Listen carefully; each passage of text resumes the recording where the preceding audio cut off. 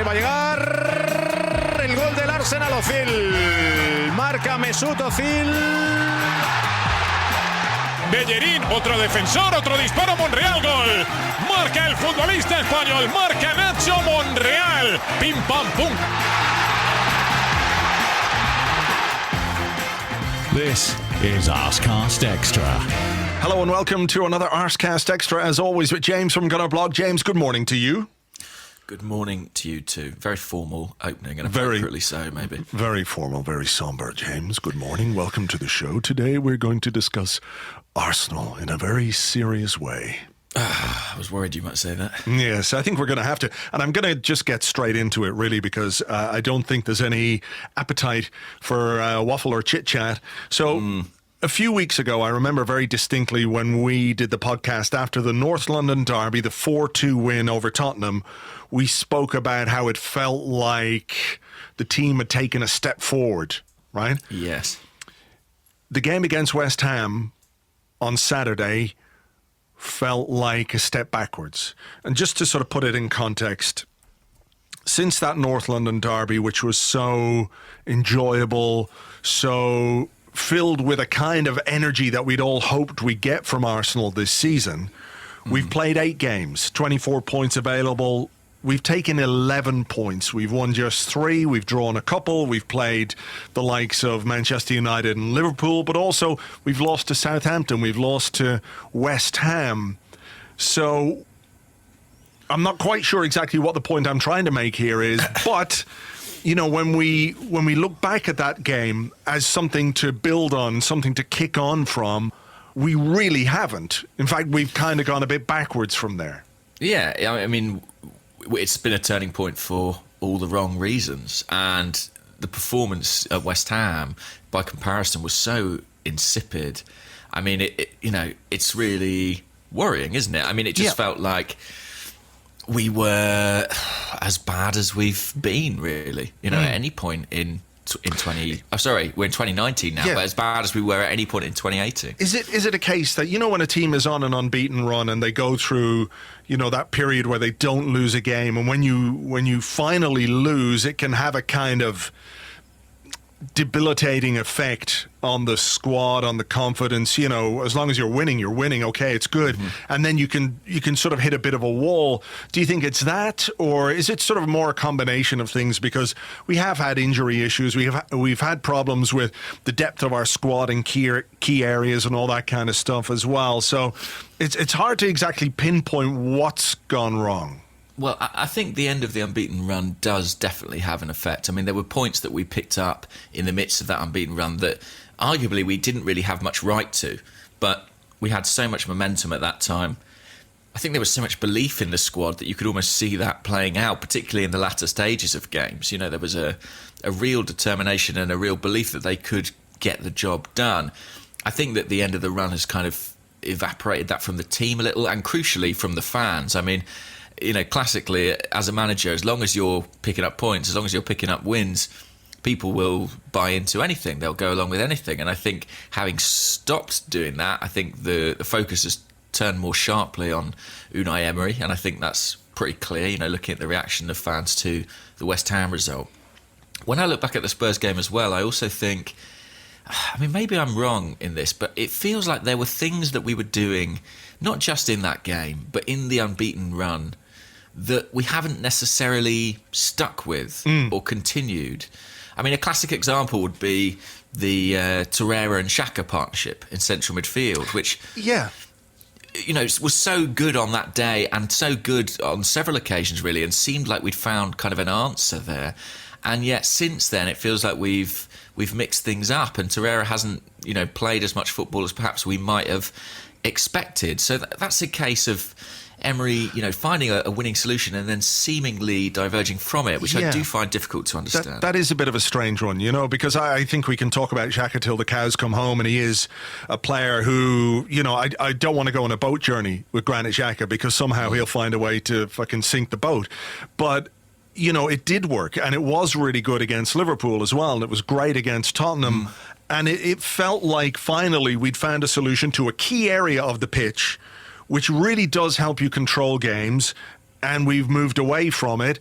And I think the effect of that has been to lose control in games when we're trying to find a solution or trying to find a way to cope without certain defenders, you know. So I get the idea of being a bit more conservative in your approach, and that's something I want to ask you about in a minute. But, you know, when you do find a partnership that works finally in central midfield, I don't know why we don't try and build around that. If that's a strong point in our team, not using it makes us weaker, particularly when we're trying to offset other weaknesses.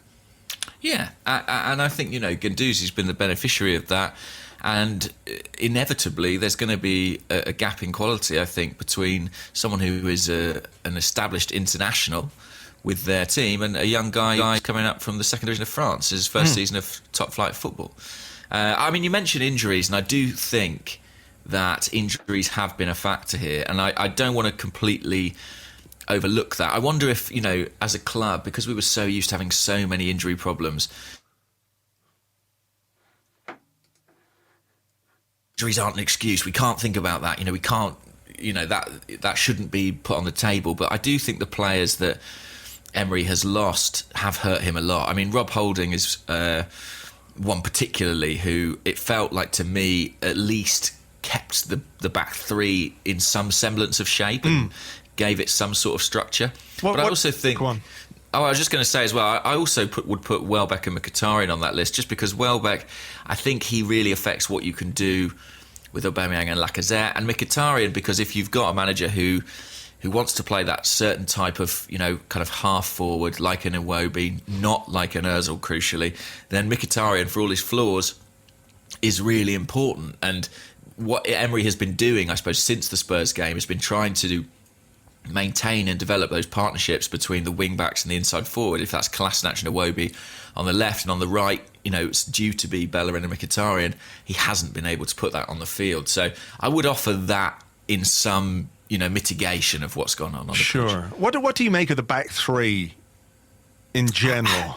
I can't say I'm necessarily convinced. I sort of understand it from the point of view of, okay, we don't really have very good defenders, but I do wonder if playing three not particularly good defenders or not particularly effective defenders is any worse or better than playing two of them and trying to assert your control somewhere else in the pitch. So for me, a back four with three in midfield seems a bit more in tune with what we want Arsenal to be.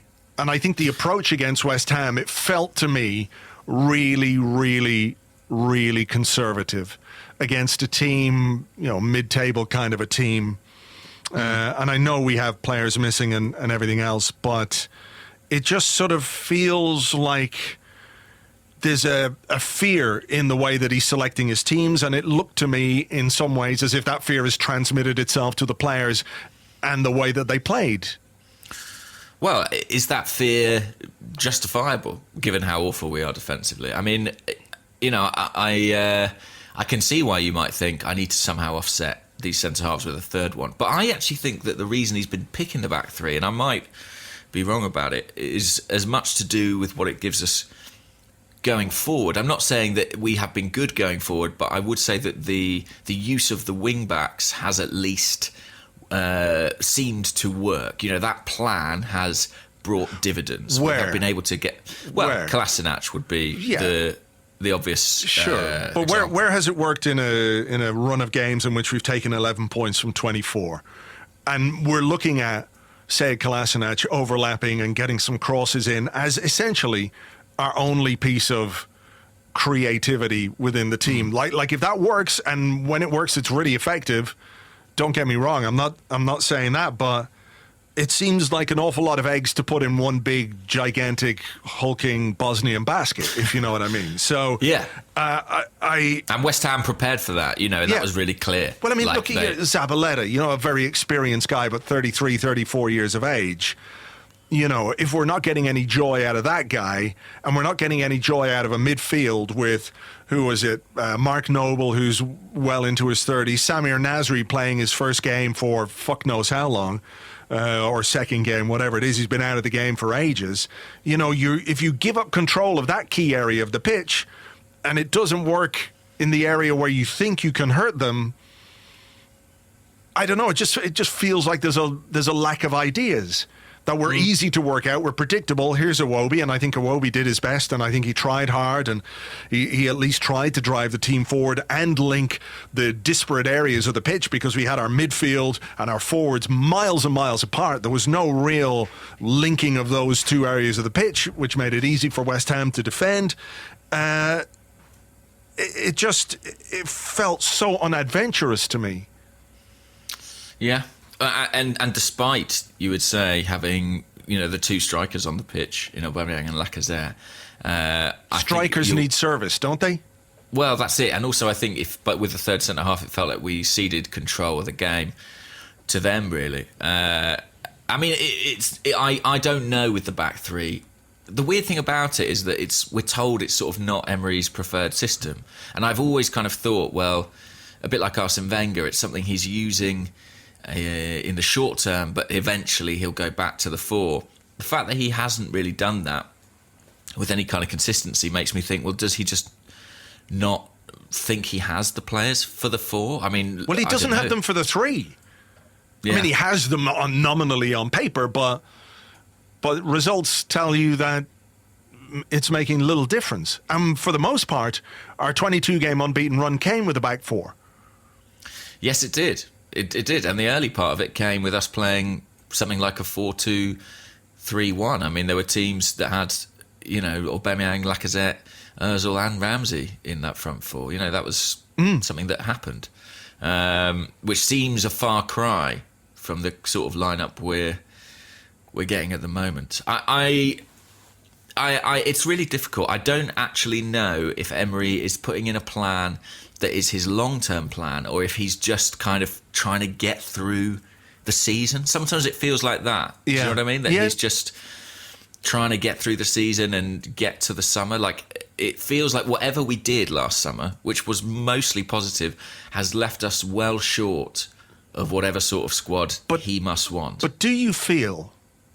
Because one of the things I think that has frustrated people is that, if they could see a manager who is putting in place a system or a style of football that he believes in, fundamentally believes in, but doesn't yet have the players to play it exactly the way he wants, is it not more beneficial to stick with that plan, see who works, see who doesn't quite work, know exactly where you need to make reinforcements, but the players who are playing in that system, who work within that system, get accustomed to it. So things that we heard early on in Emery's career were about high pressing.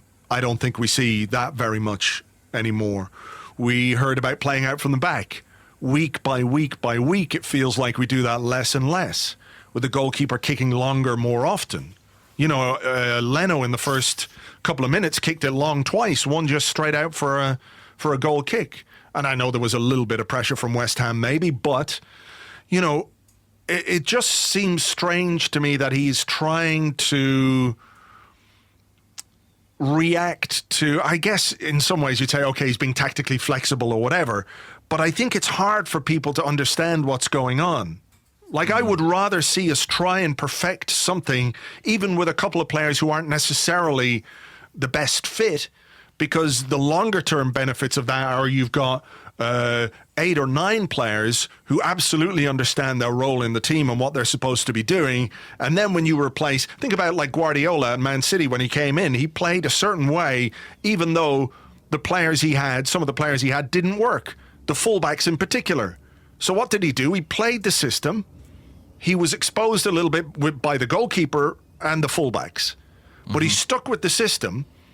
And what he did then was bring in a goalkeeper who could play that way and bring in fullbacks who could play that way. And all of a sudden you've got a team that's more rounded and more complete. Whereas with Emery, we're not seeing that focus on his system or his philosophy.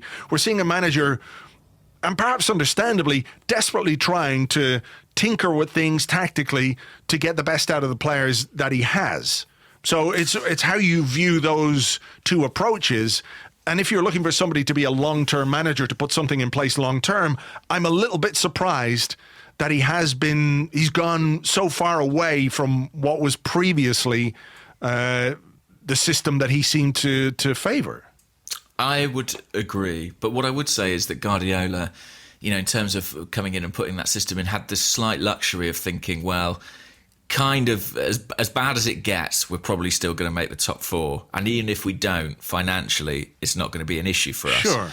I think Emery, granted, he's not getting the results right now, but I think that he is under enormous pressure to deliver results quite quickly. And I think maybe that we're seeing that play out in the way in which he's kind of compromising his footballing ethics. Does that mean he doesn't believe strongly enough in what he wants to do?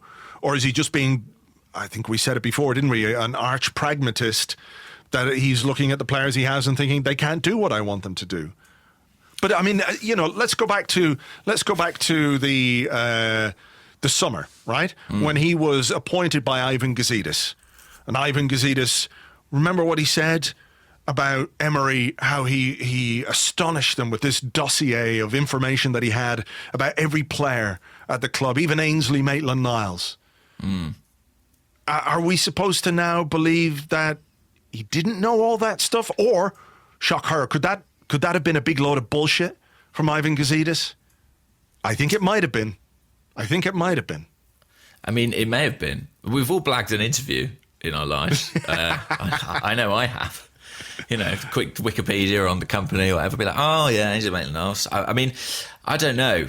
I mean, presumably Raul was translating all those meetings anyway, so it's probably him we need to blame. I mean, this is a small point, but I do think that language is becoming a real issue for Emery, because I do think in terms of the fans, I know we see what we see on the field, but not having his interpretation of it, not having him able to really explain what he is trying to do, I think is creating a distance, because we're left looking at it going, I don't know what's happening here. I don't know what the plan is, Is that a language thing, or is it nobody's asking him those questions? Because to me, he came across, particularly early on, as somebody who was quite happy to talk in tactical terms, who was quite happy to discuss his ideas and his philosophies and the way he wanted his team to play. And now maybe he's just not being asked the right questions by people who are in a position to do that.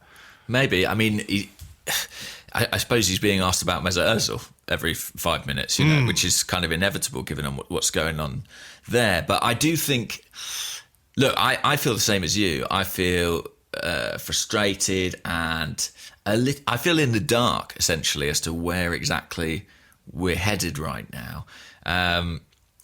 But I do wish that we could get a little bit more clarity from the manager. I think if he was able to say, look, yes, this is a short-term thing. We're using 3 at the back at the moment. I am a 4 at the back manager. I would like to play with a high press, but I don't feel I have the players who are currently able to do that. I do feel like that would reassure supporters, but there's none of that at the moment. There's just, why are you leaving Ozil out? What's going on with Mesut Ozil? Yeah, exactly. And in terms of what we get about the team's performances, it's verging upon, we lacked a little bit of sharpness. I mean, there's not much clarity in discussion of the performances, and ultimately that leaves us having to go with what we see on the field, and what we see on the field is riddled with problems. But it's one of those things where I'm kind of in two minds. I look at where we were last season and how far we've fallen, and I look at us this season, I go, well, how surprised can you be that so many of these problems are still there? I mean, I don't think we should romanticise or, forget quite how bad we were and have been in the past 18 months or so. However, I also appreciate that when you hire a new coach, you're expecting them to primarily do better with the players they already have. Yeah, plus, 5 new players, and you can talk about the merits of each of those signings if you want. But, there was some investment in the squad, and, I get it too. I perhaps feel that the scale of the job is a bit bigger than we thought it might be, particularly when you look at the wage bill, when you look at the limited funds available to him. I feel for Unai Emery in his first window really as manager of the club at a time when it's absolutely obvious that we need reinforcement, that we need better quality players, that he's being told, well, you can scratch around for a loan deal here or there. And ultimately, loan deals will give you a player who's sort of functional, who can do a job for you, who might contribute positively, but ultimately, you're hoping for the best. And I think the idea of bringing in a guy from Barcelona who's barely played any football this season, we romanticize the idea of the kind of impact he might have, you know, and the reality of it when you look at it is that's very little help for a manager who needs it. And I think we're in a situation where if the club really believe in Unai Emery, they've got to back Unai Emery. They've got to back him in the market. They've got to give him players who can do what he wants footballers to do. And if they're not prepared to do that, then I worry about, you know, exactly where we're going. I also am cognizant of the fact that, you know, a few weeks ago we were talking about the team making a step forward and how good things were, and now we've gone the other way. And things can change very quickly. I completely get that, but it feels like we're fighting a bit of an uphill battle at the moment.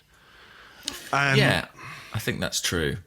I also wonder if what's happening at Manchester United is maybe casting a slightly unflattering light on Arsenal, you know, because they were however many points behind us and we went there expecting to beat them. It didn't. Now they're level on points and they've done away with a manager who was seen as maybe tactically very conservative. And they're, you know, playing their as best players and reaping, certainly in the short term, the benefits of that. And I think inevitably, as fans, you know, that's going to make us feel like, what path are we on here? Is this the right path? But yeah.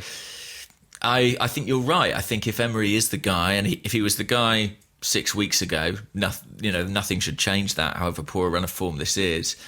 And if Ivan Gazidis told us the truth and everyone on that technical committee, executive committee, had the same name on that bit of paper that they wrote down, then that means that, you know, Sven and Raul were Unai guys too. And if that is the case, then they absolutely have to stand by their man. You're right, but, you know, that's the story we were told. So let's hope that that's the case, because if not, you know, we've already got one situation at the club where it looks like the club have invested in an individual who maybe not everybody's convinced about.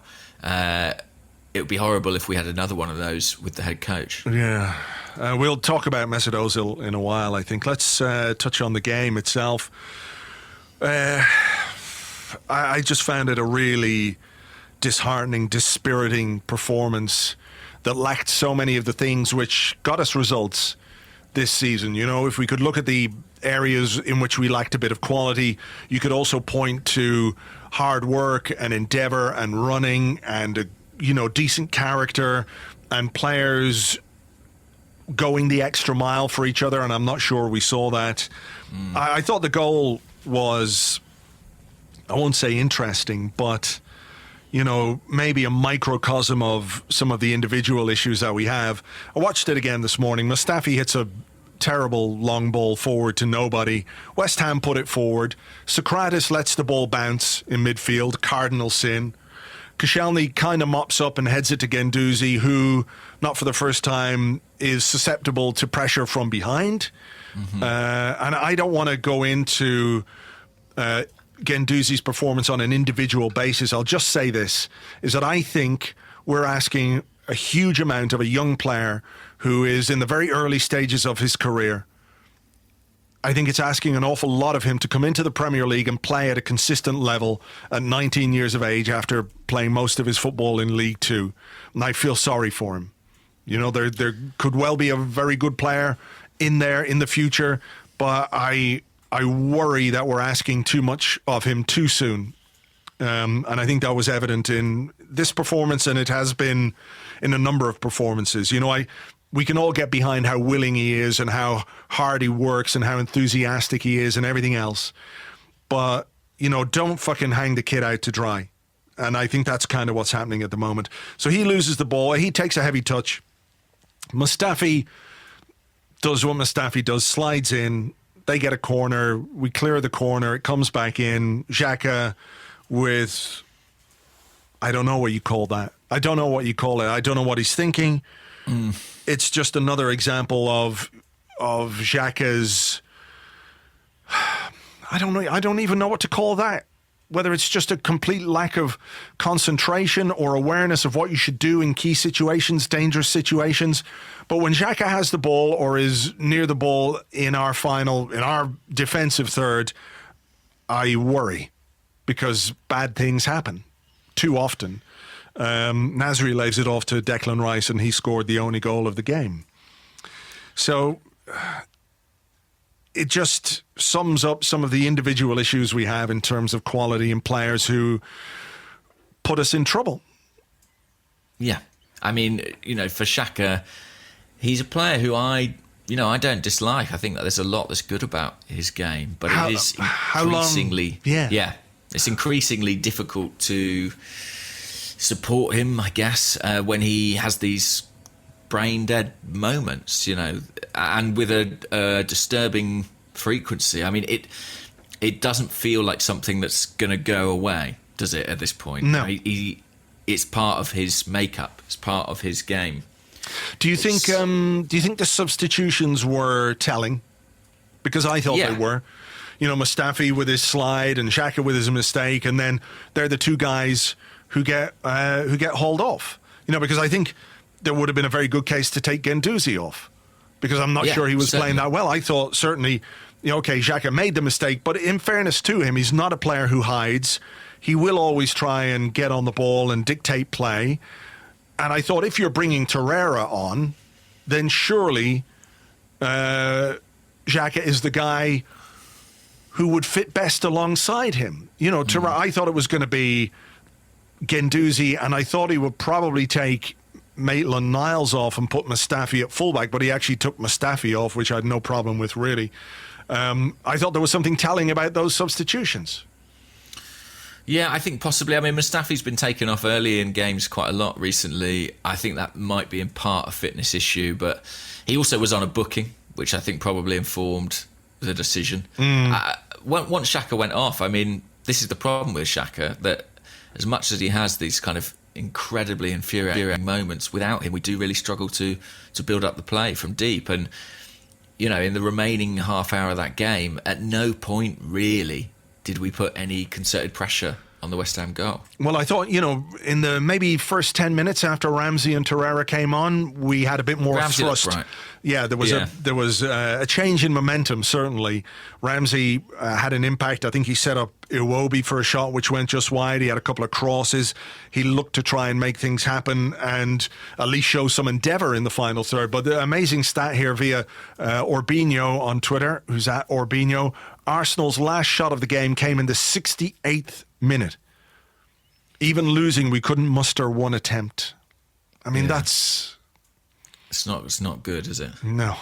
It's not good at all. I mean, there's a video actually I saw doing the rounds on Twitter, which is just of Arsenal's sloppiness in this game. The amount of misplaced passes or poor first touches in this game was quite extraordinary for players of the level that we have. And I do think that's probably something that's important not to overlook in all this and in all the dissection of the manager and his methods, is that I think the 11 players that we picked, whatever your quibbles about system or personnel, ought to have had enough to not lose to West Ham. And we underperformed collectively on the day, I think. That's not to absolve anybody of anything. In fact, if anything, it's just to say, this is a problem that's bigger than one person. It's, that they were really poor, Arsenal, at West Ham. Yeah. So where does it leave us? When you look at our next game, it's Chelsea at home. We're 6 points behind Chelsea, who are in fourth. If we lose that game, we're absolutely out of the top four fight. We win it, of course, it's 3 points. So, this is what I'm talking about by how quickly things can change. But you look at the next few weeks for a team that's in poor form, Chelsea, Manchester United in the FA Cup. I know we've got Cardiff then, who you would expect to beat fairly comfortably, but then it's Manchester City away. Mm-hmm. And it's hard not to worry that if things are so disheartening after that West Ham game, where we might be in a couple of weeks' time and what the reaction is going to be without some kind of communication from people at this football club about what we're doing and where we're going and how we're trying to do it. Yes, that's correct. It looks worrying, and that Chelsea game could really shift things and swing the momentum back in our direction, and let's hope it does. But if it doesn't, you do fear for everybody, really, particularly the manager, in terms of how the mood around the club will be. The only thing I would say is just to sort of step back from it and say, if I told you in June or July that this is where we'd be in the league at this point and this would be our points tally, would you have been massively surprised? No, I'm not sure I would have been massively surprised, but, that's fine looking at that in isolation. I think we're all reacting to this based on where we were and where we got ourselves to. After beating Tottenham, we went ahead of them in the Premier League table. But everybody told us, all the stats guys told us this was not a fluky run, but something that couldn't be sustained in terms of, how efficient we somehow managed to be at both ends of the pitch. I know, but it doesn't, you look at the table and that's what informs you. Okay, you can take a more rounded view, and I think we all did, and I wrote about it, and we talked about it on the podcast about, sooner or later the defensive issues are going to come back and bite us. We didn't ignore those things. But at the same time, when you beat your local rivals and you beat them well, and there's a sort of a groundswell of belief in what this team can do, because that didn't just happen in isolation either.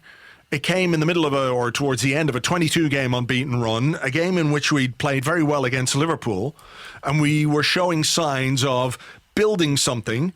We talk about Xhaka and Torreira in midfield. Okay, that's working. We had the injury to Rob Holding, but, Rob Holding, I'm not sure should be that crucial to us defending well. And I'm not being dismissive of Rob Holding, right? Because I like him. I think he's a good player, and I think we clearly miss him. But, if at the start of the season, if someone had told you our defensive solidity depended on Rob Holding, what would you have said? You said, that's ludicrous. It's got to be about more than one player. That's what Emery said after the Ozil thing. Success is one player doesn't make the difference. That's his philosophy. Yeah. That's what he says. So we were reacting based on where we were, what we were doing, the position we were in, and also some of the fixtures coming up. Manchester United, difficult. Liverpool, difficult. But Burnley, Brighton, Southampton, West Ham, that's the bread and butter. And that's kind of where we were. And that's why we were, my expectations certainly a few weeks ago were different from where they are now, which is different from where they were at the start of the season. I didn't really think start of the season we were going to finish top four. But once we got ourselves into that position, I thought, okay, here's a chance for us to kick on from here. Even if it doesn't all go brilliantly, I didn't expect it to go this poorly. I know what you mean, and I think I felt the same. Definitely after the Spurs game, I was like, there's a real, not just possibility, I almost felt there was a probability that we could make the top four. It felt like we were the ones in position to do that. It has really taken a hit, our hopes of doing that, in the last few weeks, and I feel like we've really levelled out in terms of performance. I suppose I just sort of feel like this is kind of where we are, and that actually if something was misleading about it, it was that 22-game unbeaten run. I don't think we were maybe as good as that suggested, and maybe that is a problem, and maybe the manager should have improved us more in that short period of time, but he hasn't. We are still riddled with the same issues that affected us last season. And I know that, sometimes you bring a manager in and there's that immediate upturn in performance. But I'm not necessarily sure we've had that, really. I mean, we have in some respects, we've definitely been better going forward than we were. I think on the whole, this season we've been better going forward than we were last season. I think it's easy to forget how insipid and passive we were in possession at times last year. And I think for the majority of the unbeaten run, that wasn't the case. We looked dangerous. We looked like we could score goals. I just think defensively, our underbelly's been exposed. And when things haven't clicked going forward, and they didn't really on Saturday, and when they did, we didn't take the chances. That then suddenly, you see the other side of the coin, and you see how vulnerable we are. Yeah, I mean, I know what you're saying about the perception of the way we're going forward, but is it not true that when you look at the stats and the stats guys, they tell us that from an attacking point of view, we're less effective than we have been in terms of shots on goal, in terms of chance creation, all of those things, that we are not up to where we were in previous seasons, that this is actually something of a low point statistically for Arsenal based on our Premier League performance. No, that's fair enough. I did see that stat. I think I asked Scott from the Arsenal Vision podcast how many chances are we creating per game this season as compared to last, and he did do it for me. Okay, have you got it there? Let me see if I can find it. Hang on. Where is he? Ghana blog. That's you. That's me. He's been tweeting a lot, you see. That's the issue. That's what happens when we lose games. People tweet a lot, and then it's harder to find. Right, here we go. I looked this one up. Arsenal had 443 assisted shots last season. So I guess that's the same as chances created, which was 11.7 per match. This season, Arsenal have 203 assisted shots, which equates to 9.2 per match. So yeah, about 2.5 shots per game down. Well, I've got something here from Orbinho as well. Shots per game, 2018-19, 12.6 according to him. 17-18, 15.6. So 3 fewer shots per game. And I'm, not necessarily sure those are chances created, of course, because some of those would be speculative. But you look back at some of the seasons where we were taking 17, 18 shots per game at times. That's true. So it's hard to know exactly what Unai Emery can do to fix this, right? Well, I mean, I know you said we'll talk about it later, but a lot of people would say, well, there's a player in the squad who specialises in chance creation who's not being used. Well, he's not in the squad, is he? No, crucially, sorry. Under contract. Let's put it like that. Yeah.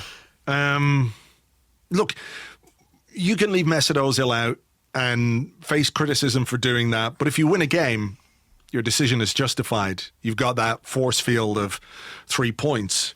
When you don't win the game, and when you don't have a shot after the 68th minute, and when your team looks like it absolutely lacks creativity, because it does lack creativity, you can understand why people are banging the Ozil drum. I get it. Again, it just feels like a completely circular discussion, this.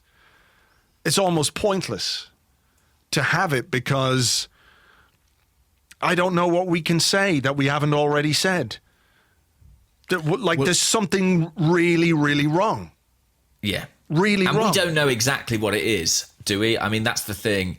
I think that Unai Emery is a pragmatist, not a masochist. I don't think he would leave Mesut Özil out at his own expense. I don't think this is a pissing contest. I don't think this is him posturing. He's not that kind of manager. He's not the kind of manager who is going to square up to the big star to make an example of him, kind of the way that Mourinho did with Pogba. Ultimately, Mourinho lost.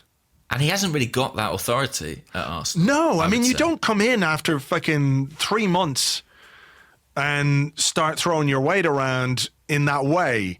No manager, no fucking sensible human being who's managing a football club, who's under big pressure to get results, who knows his team isn't creating. I mean, if we know these stats, Unai Emery and his staff know these stats even better than we do, and probably in more detail. You don't deny yourself a player of Mesut Ozil's talent and quality for no good reason. Because you know, like, it invites pressure, it invites criticism, it invites all kinds of spotlight that you don't want, because it becomes an issue that overwhelms everything else. And I think it is an issue that is overwhelming everything else. But it goes back to the third game of the season. You know, the West Ham game when Ozil discovered he was going to be on the bench. And there was a bust-up. And it's gone on from there, and it hasn't got any better.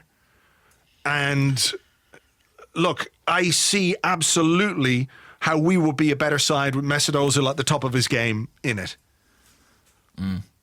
But I refuse to believe, I just cannot get my head around the idea that Emery is leaving Ozil out just because he doesn't like him or there's a clash of personality. Managers and players don't get on all the time. But if you need a guy, you put him in your team. There's got to be something really, really wrong behind the scenes for this to be happening. And it's the only explanation I can think of that makes any sense. Yeah.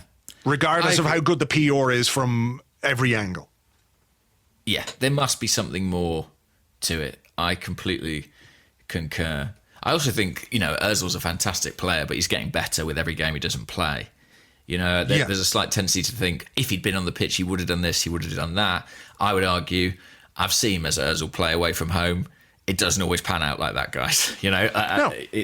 And that's partly why he initially started being left out of the team, and where this problem has kind of seemingly grown from. However, of course, I wouldn't pick three fullbacks on my bench and leave Mesut Özil at home. We had Lichtsteiner, Monreal and Bellerin all on the subs bench, Eddie Nketiah, people who didn't necessarily need to be there and yet didn't have Mesut Özil.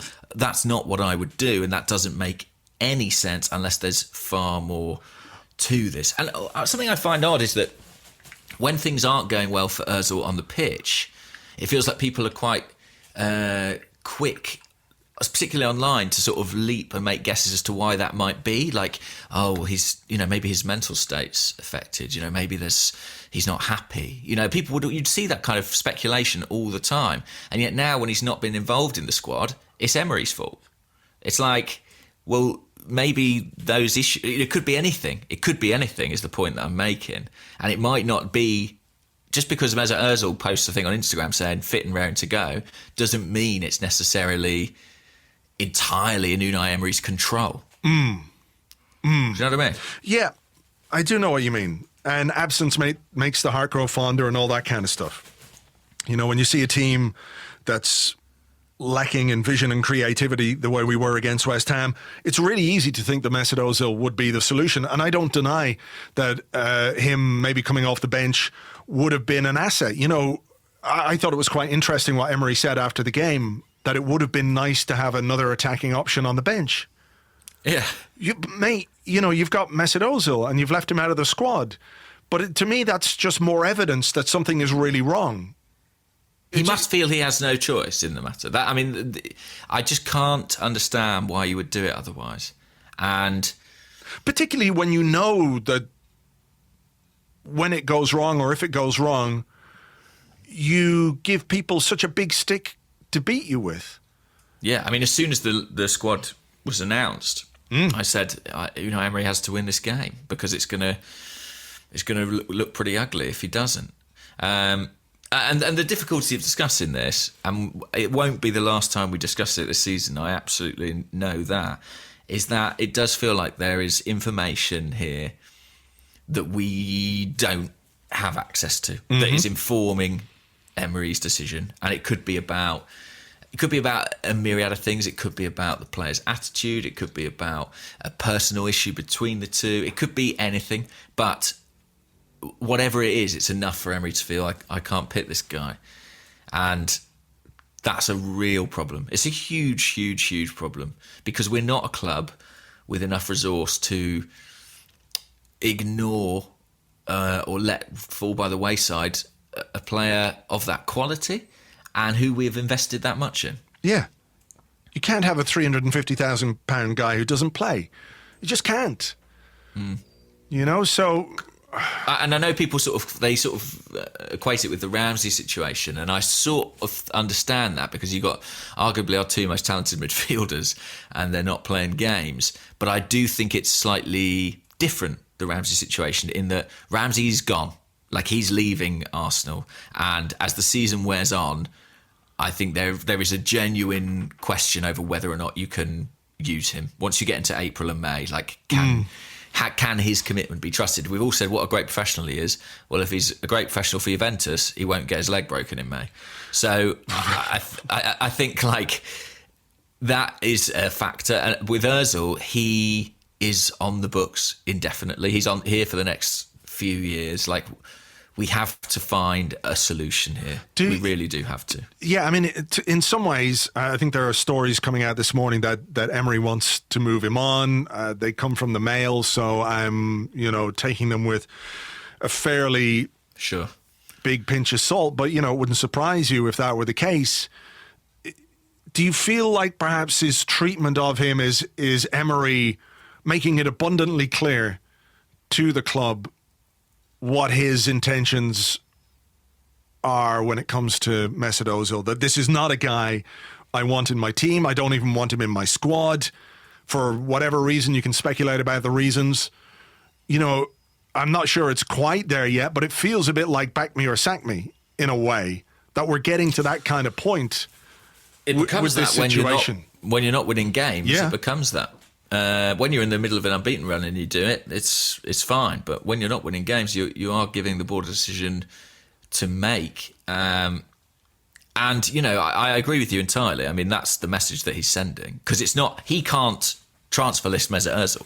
He can't accept a bid from somebody for Mesut Özil. He doesn't have that authority. The only thing he can do is say to the people above him, look, guys, this is the situation. I don't have a use for this player now, or it's not even to have a use for, it's that I can't proceed with my plans with this player. Of course the argument back against that is, well, you've got a team desperately lacking creativity. Here you've got one of the most creative footballers in the world available to you. It's your job not to pick him. It's your job to make it work. I mean, I get that. On the surface, I absolutely get it. But I think it sort of ignores everything else that's going on. I think it's so obvious that you have to think, well, that's what Emery would do. Do you see what I mean? Like, if he's not doing that, there must be something more to this. Yeah, I mean, if he's just being a prick, then... I mean, maybe he is just being a prick. That is a possibility here. Yeah, that could be the thing we don't know, is that he's a massive prick. It could be, but I'm not sure that that's the case. Based on things that you hear and people that you speak to, I'm not sure that the issue lies so much with Emery as Ozil, right? But I do wonder how he's gonna react in the next couple of weeks, because on the one hand, we need results against big teams. We're playing Chelsea, we're playing Manchester United, we're playing Manchester City. Well, also worth pointing out, not games historically that Emery has shown no willingness to use Özil in at all. I mean, they'd be bottom of the list, right? Well, he did play in the North London derby, didn't he? Did he? I don't think he did, Sorry, I actually can't remember. He didn't, but he played in the Liverpool game. He played in the Liverpool game and played relatively well. Played pretty well, because it came not long after the game against Leicester, which was his performance of the season. So it's a really tricky one.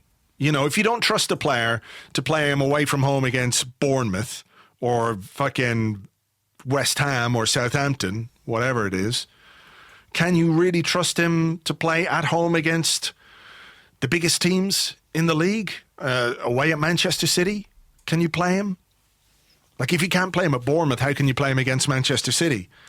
How do you prepare your team for a game against Manchester City by playing a player who's not going to play in those games? It's such a fucking bad situation. It really is an awful, awful situation for this club to be in. Financially, footballistically, whatever way you want to say it, it's a fucking bad situation that really needs a resolution, because it's overshadowing everything else. Not overshadowing, but it's just adding to the discontent. And I think I've got a question about this. So I'm going to actually just take a break here because we've been going nearly 50 minutes because we've had so much to talk about. So I'm going to take a break here and I'm going to come back. We're going to continue the Ozil discussion based on a question that we have. So give us a second. We'll come back right after this.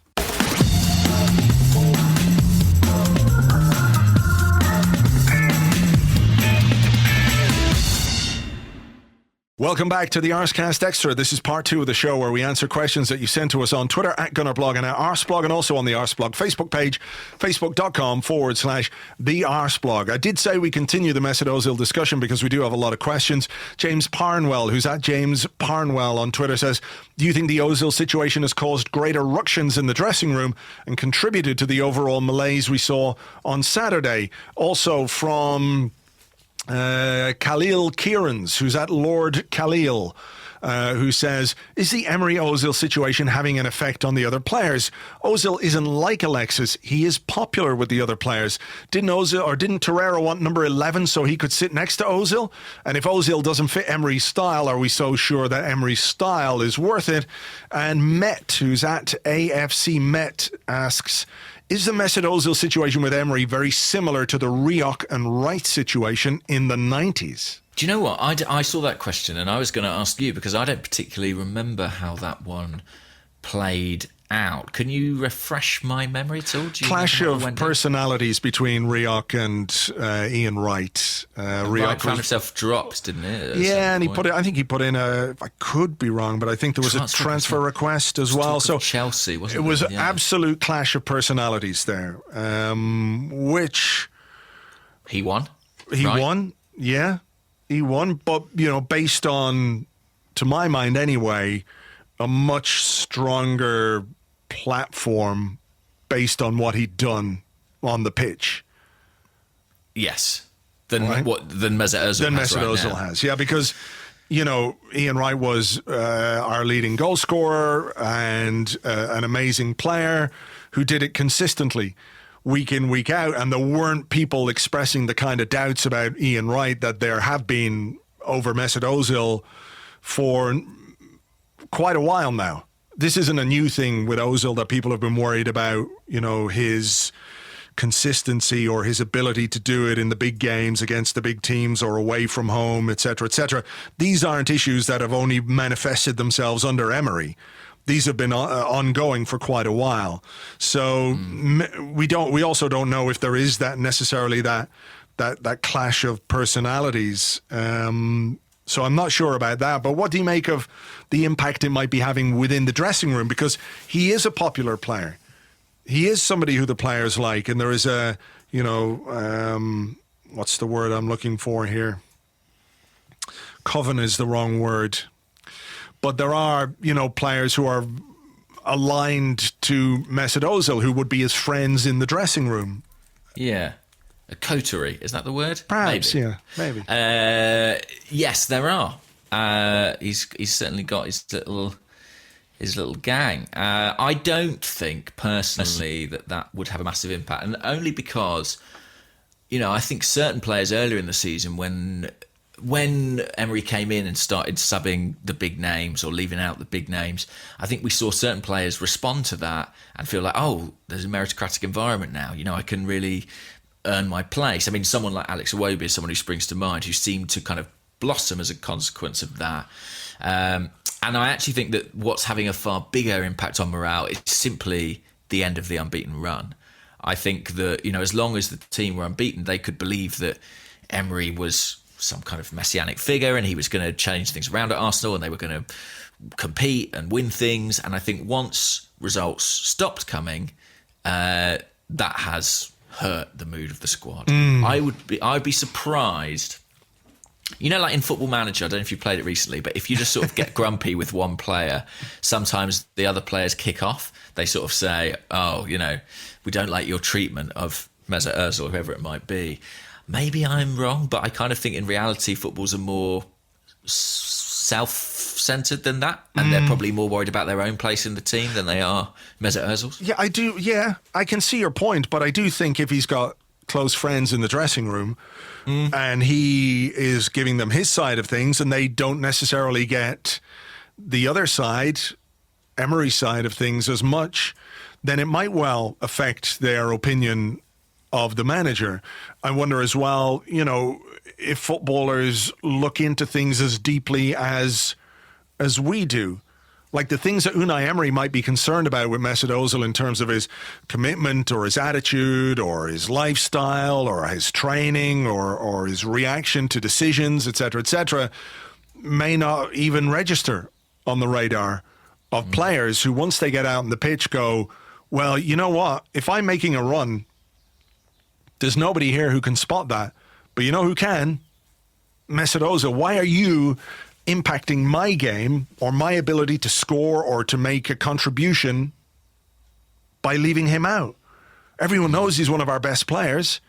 What's going on here? So I do worry a little bit that it might have consequences in the dressing room. Whether the run we're on at the moment is a consequence of that, I'm not sure.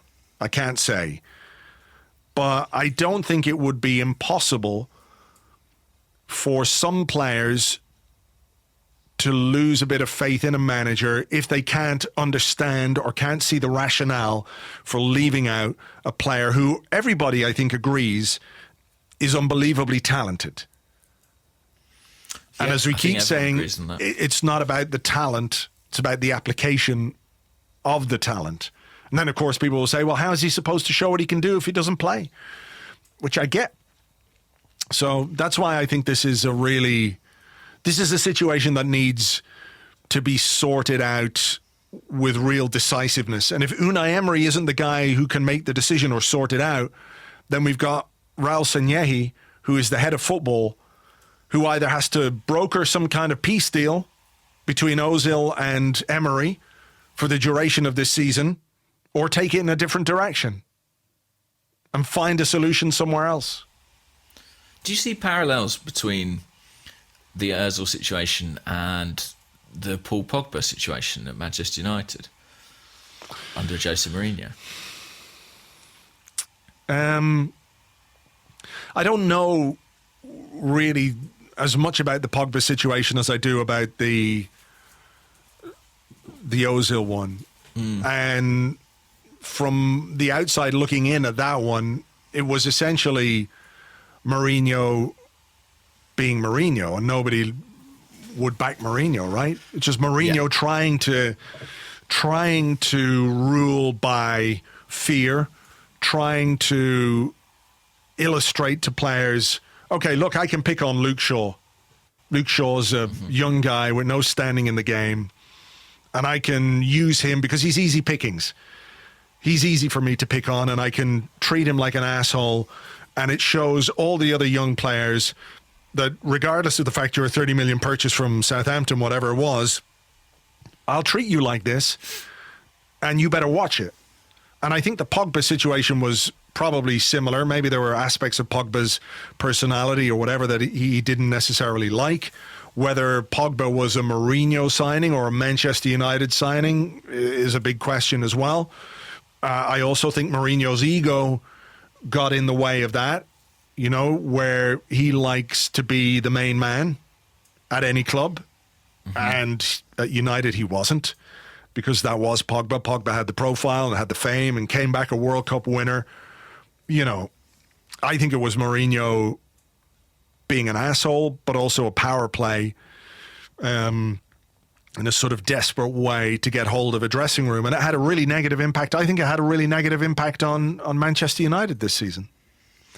So I don't see Emery's motivation as the same as Mourinho's when it came to Pogba, but you might start beginning to wonder if the situation itself is having the same negative impact on the Arsenal squad. Yeah, it feels like a toxic situation. Whoever's right and whoever's wrong, and whatever the motivations and intentions are, it's not healthy and it's not good. And I would like it to be over one way or the other, genuinely. Like, I've got no appetite for seeing this play out for the rest of the season. Week after week after week. No, That's why I say we have to be decisive about this. One way or the other, they have to find a solution. Yeah. Yeah. And what do you think, the $50 million question, what do you think will happen? I just don't know. I think it's really clear that Emery doesn't fancy him as a player. So it's either back the manager or back the player. I don't know. It might be, you know what? It might be easier for Arsenal to get a new manager than it would be for them to shift Mesut Ozil.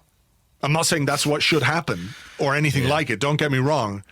But when I look at Ozil's wage packet, when I look at his stated desire to stay at Arsenal, and maybe for longer than the duration of this current contract, I thought that was a very interesting line as well. That is the agent telling this football club he's going nowhere. He is going nowhere unless everything is absolutely 100% to his liking. And I think it's going to be really, really difficult to move Mesut Ozil. In January, I would say almost impossible. In the summer, perhaps, with a hell of a lot of groundwork and a very healthy incentive for him to go play football somewhere else, you could do it. It would cost you a lot. It would cost you a lot. Probably more than it would cost you to fire Unai Emery and all his staff and bring in a new manager who says, yeah, I'll work with Ozil, regardless of whatever issues he has. I'll play him. Yeah. Now, again, I'm not saying that's what should happen, but, you know, on the face of it. I think if you had to ask me what I think would happen, I'd probably guess some sort of uneasy truce, you know, where Ozil does come back into the first team and plays well against Leicester and not against some other teams. And I do worry if what that would do for Emery's authority and his, you know, his security in his position. But there has to be, you know, hopefully they can knock some heads together and sort something out, because this is not something that I want to see sustained at all. It's bad. This is a question from Gab, who's at Ainsley MN on Twitter. And Gab says, are you concerned that the Emery needs 2 to 3 transfer windows argument falls apart if he isn't going to be backed in those windows? And if that's the case, would we be better off with a manager whose style fits the players we already have? What manager has a style that fits some of the fucking Egypts we have? Arsene Wenger. But you know, that's a serious question. Yeah. He has to be backed. Absolutely.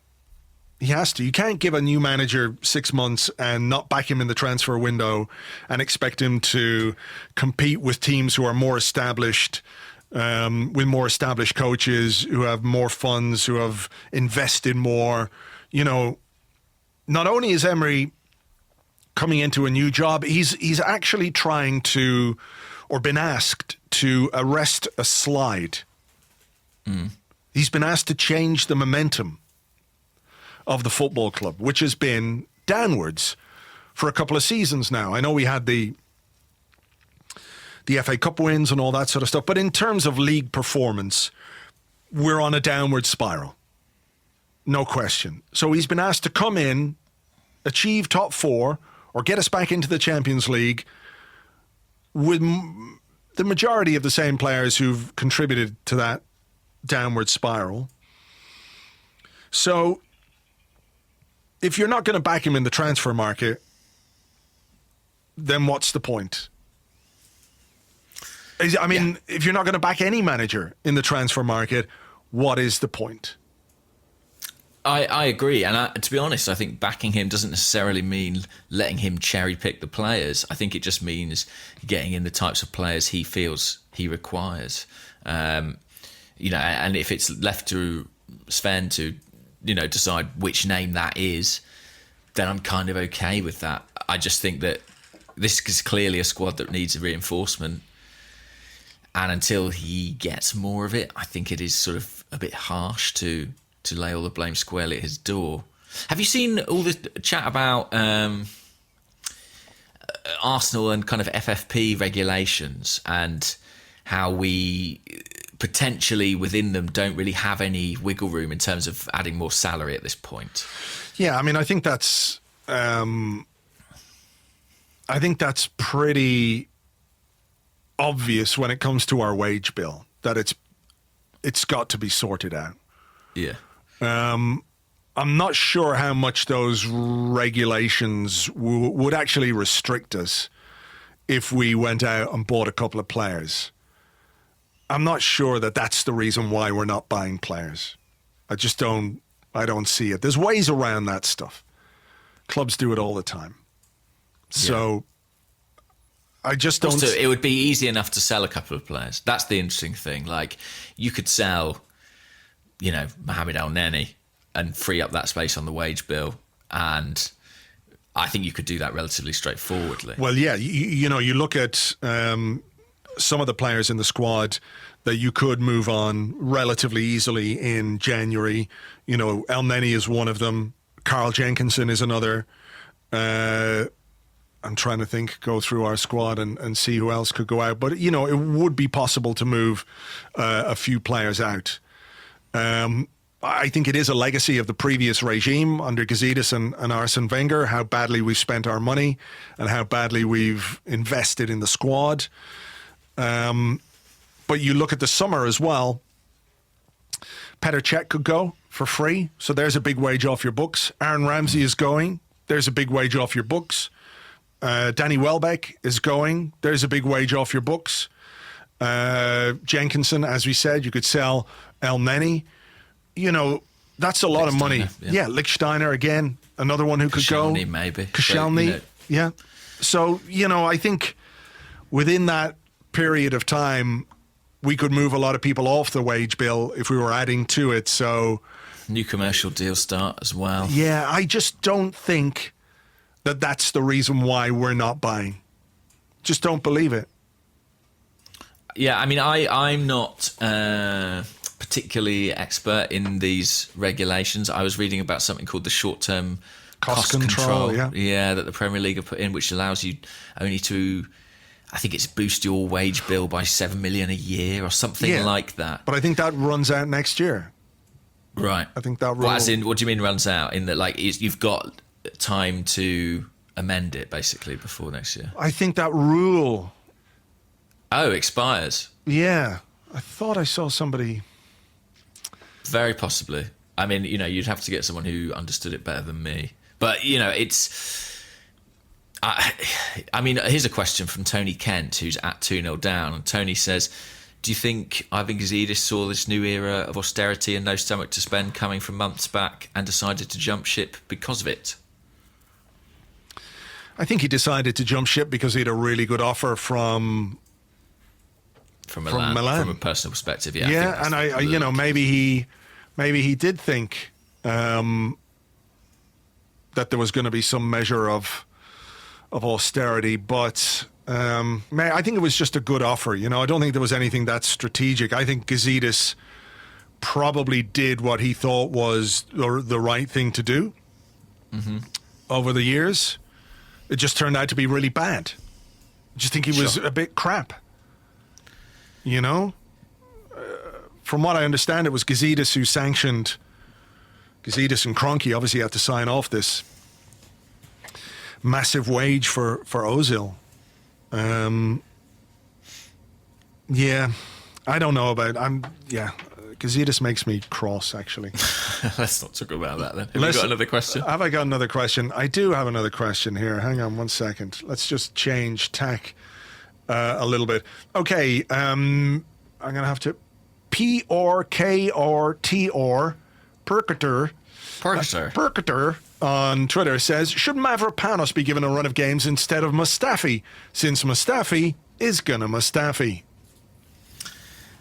Maybe. I mean, look, I am a little bit wary of the cult of Mavropanos. I feel like he's another of these players who has improved exponentially by not playing.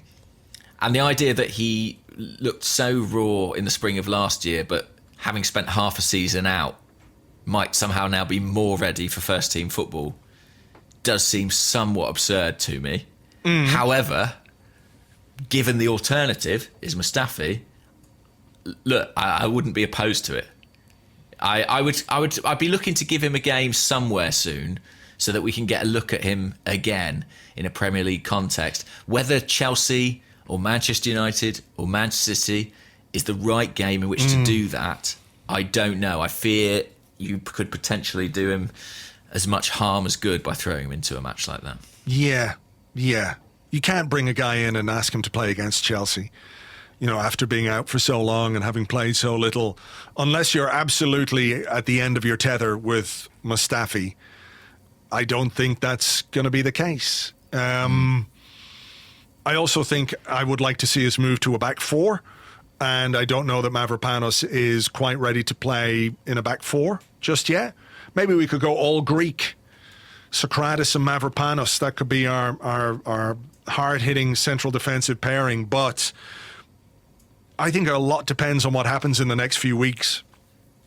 If we end up 9 points behind Chelsea and we go out of the FA Cup and we lose to Manchester City and our way into the Champions League is the Europa League, I would absolutely advocate giving Mavropanos minutes in the Premier League, because at some point we have to see whether he's good enough or not.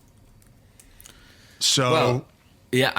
on this subject, John A. Iadavia, I've had a go at pronouncing that. He told me I got it wrong last time. Hopefully it's closer this time.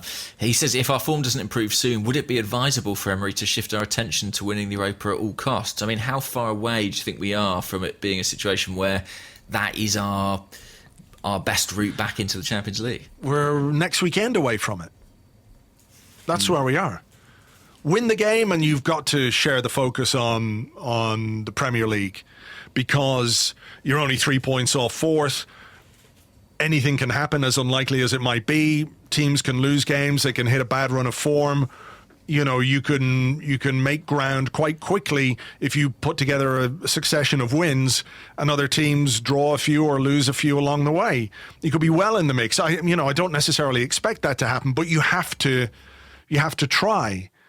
But if you're 9 points behind and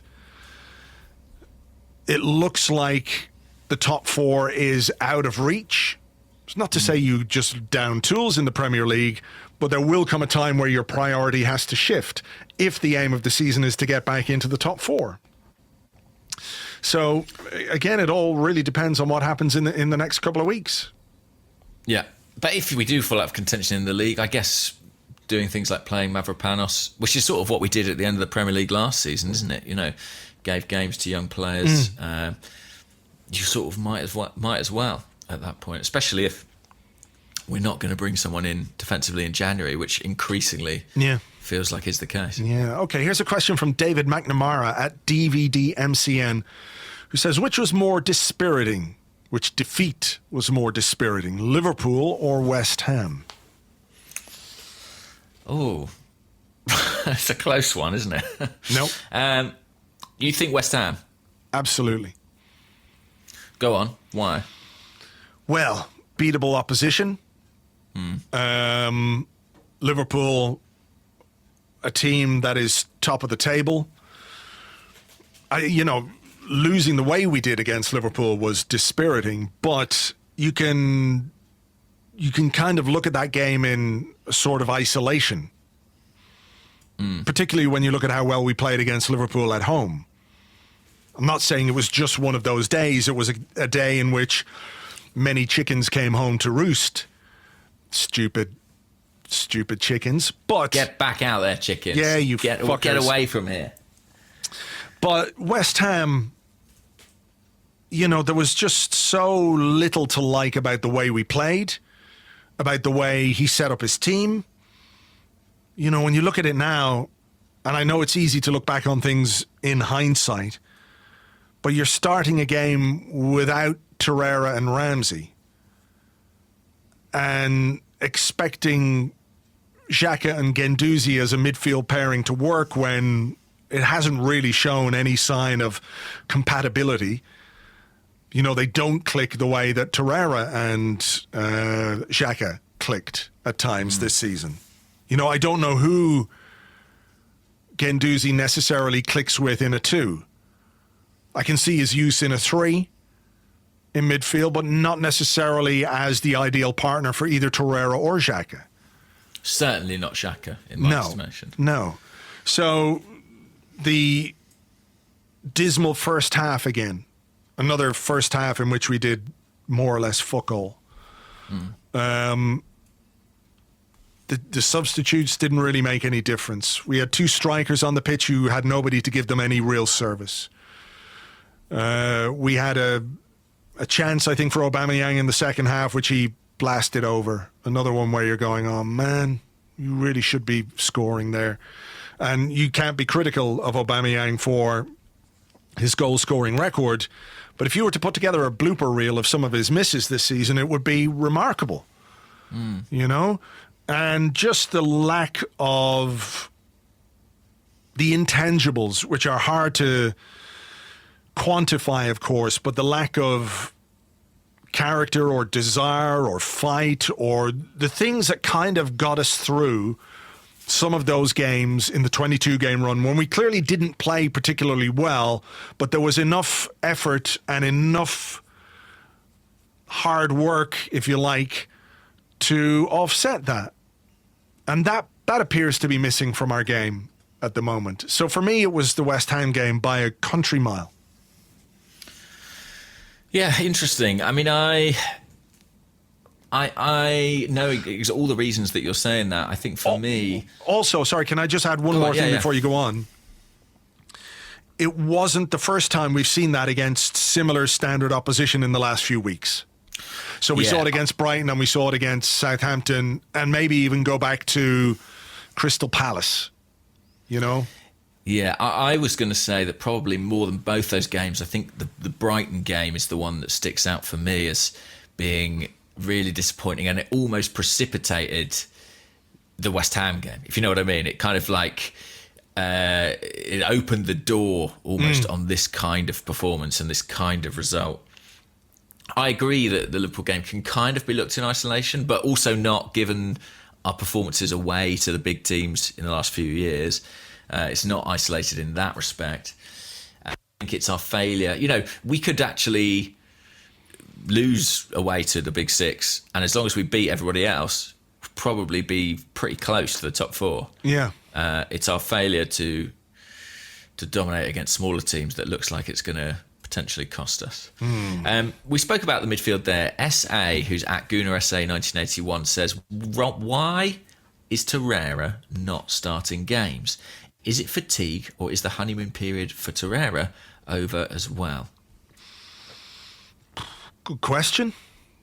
I saw some people suggesting it might be to do with the suspension, a forthcoming suspension that he's because on. But that's all been reset. It's now, all been reset, yeah. So he was staring down a suspension for the Liverpool game, I think it was. It was, yeah. But once you get beyond a certain point in the season, you have to reach a higher number of yellow cards in order to get a suspension. So it could be 5 between now and the end of the season again. That would see him get a suspension. I don't think it's that. I do wonder why exactly a player who was so...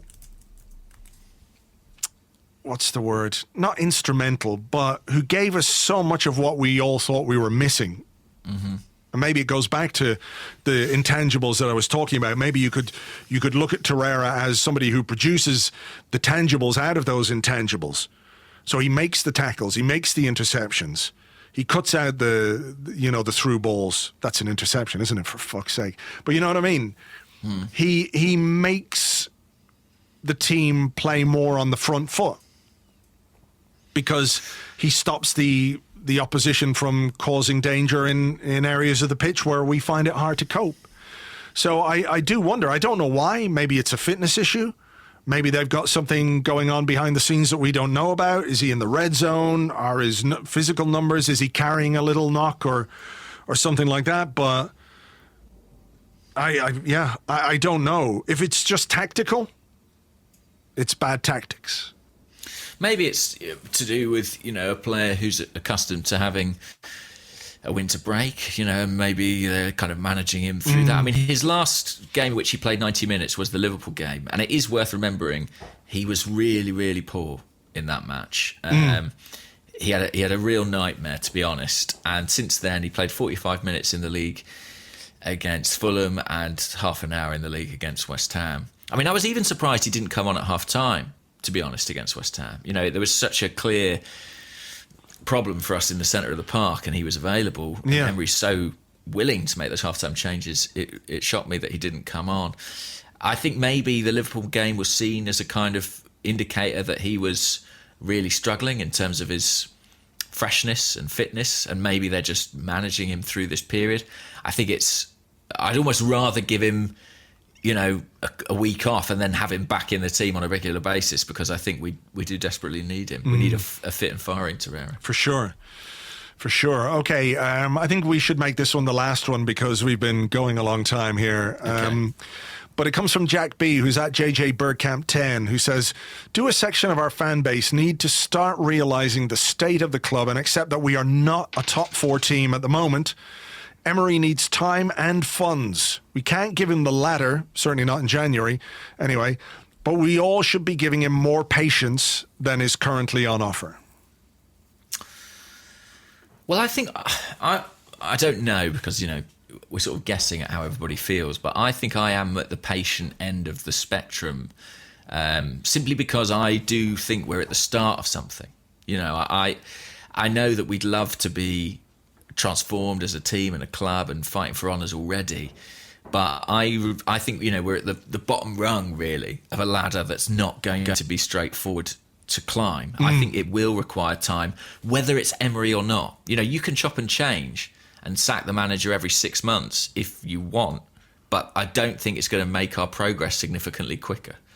I think that if anything, stability and commitment to one project is the thing that's likeliest to improve our fortunes. I accept that the lack of clarity around what exactly this project is frustrating and needs correcting. But I think, of course, Emery needs time. And I think I actually think, for all the criticism in terms of the results, I think the results, for all the criticisms around the performance, I think the results, certainly in the early part of his reign, were good enough to suggest that he warrants some time. I think any manager probably warrants at least a full season before you assess their contribution. And we are still only at the halfway point. Yeah. I think there's perhaps sometimes people conflate criticism with Arsene Wenger era criticism. True. If that makes sense. So you can look at what Unai Emery is doing and you can analyse his performance and his decisions and his team selections, and you can be critical of them, but it doesn't mean you're saying Emery out or anything like it. I mean, I have seen that this weekend. I have seen a lot of that over this weekend, and I think, it's absurd. It's absurd. I just don't understand how you can expect any manager, without being given the proper funds and without being given the proper time, you can't make a decision. Can't make a decision on a manager. You can have an idea and you can have an opinion and everything else, and maybe you think he's right or not right, but, it doesn't make any sense to hire a guy and give him 6 months. That's really not the way it goes. And I think I said on the Arsecast on Friday that this summer will give us a much clearer indication of where this football club is going. The work that we're doing, not just Unai Emery, but the people that Stan Kroenke has put in place to run the club. So those are your head of recruitment and your head of football and the managing director. Let's not forget Vinay, who's, very young, 37 years of age, pretty inexperienced, and being asked to run nominally one of the biggest football clubs in the world. So we don't know how that guy's going to get on doing that. We don't know how Raul Sanllehi is going to be able to shape our footballing philosophy. We don't know what kind of backing Unai Emery is going to get in the transfer market. And I do think before we play our first game of next season, when we know what our squad is, because the transfer window will be closed, who's here, who's not here, who's been kept, who's been let go, and what way we're playing the game, at that point, I think we'll have a good idea of what's going on and what our fortunes might hold. But until then, you can be frustrated in the short term with the results and performances, but you have to give the manager time. You have to. I think you're right. I think that, what's happened at this club is that because of the unusual managerial situation we've had in the last few years, criticism or praise of the manager essentially placed you into one of two camps, in or out. And that actually that's not normal at all. You can fundamentally believe that a manager deserves more time or is, the right guy, but that doesn't make him exempt from criticism. And that's part of the fan experience is, I suppose what I think looking at the club now, 6 months on or whatever it is from Arsene going and a new man coming in, I think it's clearer to me than ever that this is going to take time. And that any hopes I had that there might be a quick fix were probably misplaced. Time. But, not crazy time. I don't think anyone's saying, it's going to take 5 decades. years. Yeah, He needs 5 years. He does need time to try and build a squad to make us competitive. Every manager deserves that. Unless they do something so fundamentally wrong or they perform way, way, way, way, way below expectations. And at the moment, is Emery performing below expectations? I think maybe a little bit. But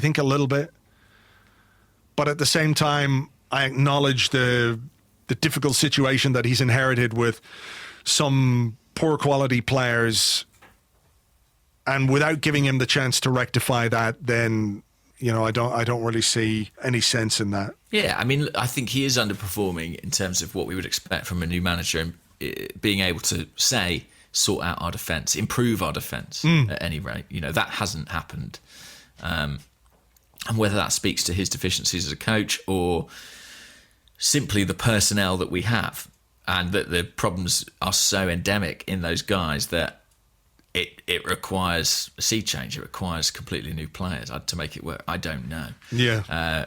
But I think we do have to give him more time. I think we've got to give him certainly the rest of this season, and see how he starts next season with what will be, undeniably by that point his team. Even the players who were there before him, when you've had a year working with them, they're effectively your guys. And I know that might be frustrating because that feels very far away, but in terms of where we've been, in terms of having the last manager for 2 decades or so, it's not that far really. All right, well, look, Unai Emery has got time. He's got a week to sort his team out between now and the weekend's game against Chelsea, which is massive for all the reasons that we have spoken about. We will, of course, preview that on Friday's Arsecast, so join us for that. Thank you as ever for listening. Please do give us a rating review on iTunes. We're back on iTunes after a little bit of a blip there, so if you experienced any problems getting the podcast, apologies for that. It was out of our control, but it does seem to be sorted now. We'll catch you on the next one. Until then, bye-bye.